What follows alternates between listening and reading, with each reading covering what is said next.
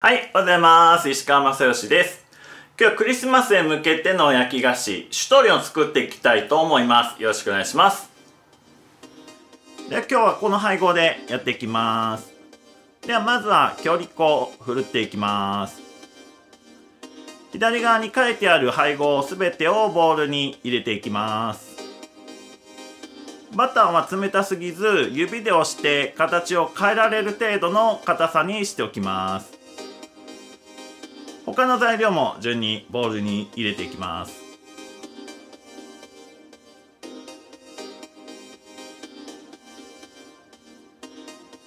スパイスを今回は4種類入れますが、ケーキ屋さんによっては1種類から4、5種類とまちまちなので、自分のお好みのスパイスでいいと思います。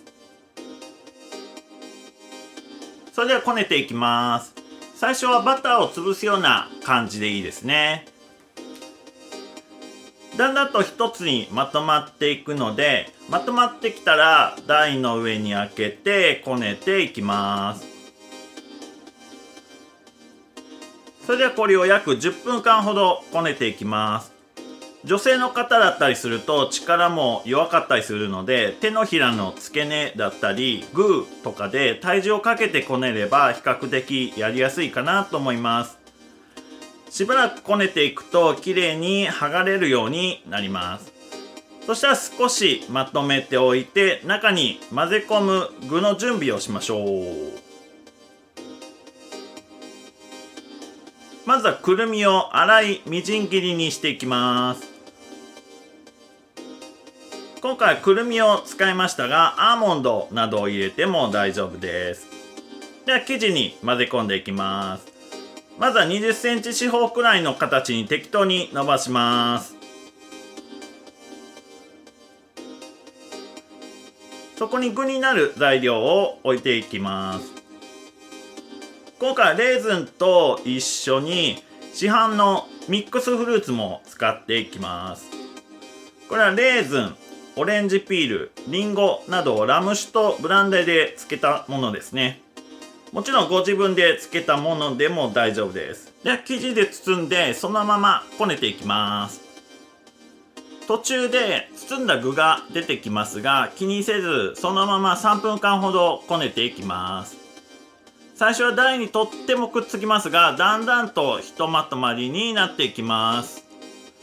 3分間ほどこねるとひとまとまりになるので、そしたら表面を少しきれいにしてボウルに移していきます。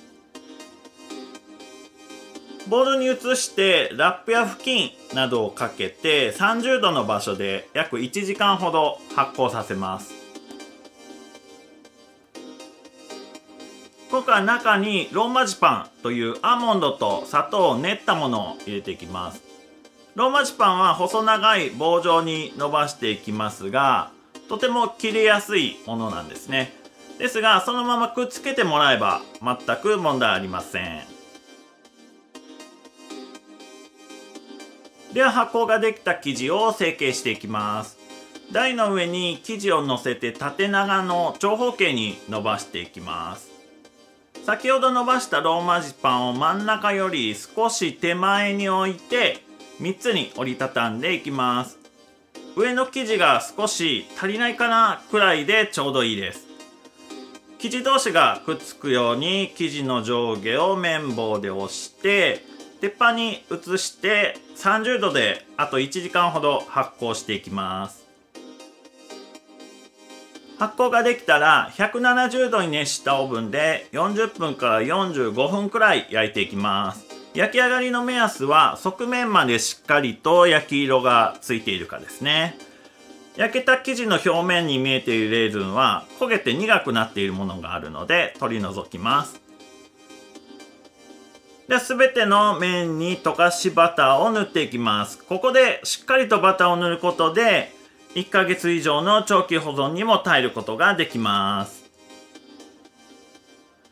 バターが塗れたら表面全体にグラニュー糖をまぶしてそのまま冷ましていきます。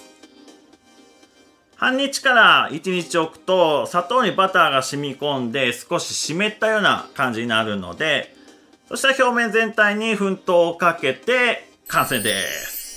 1ヶ月少しずつ切り分けると味の変化もしていきますので、その変化も楽しんでみてください。はい、今日シトレンを作っていきましたが、とても多くの砂糖とバターを使うような印象を受けたんではないかなと思いますが、1日で楽しむケーキではないので、少しずつ切り分けて楽しんでいただければいいかなと思います。ではまたチャンネル登録よろしくお願いします。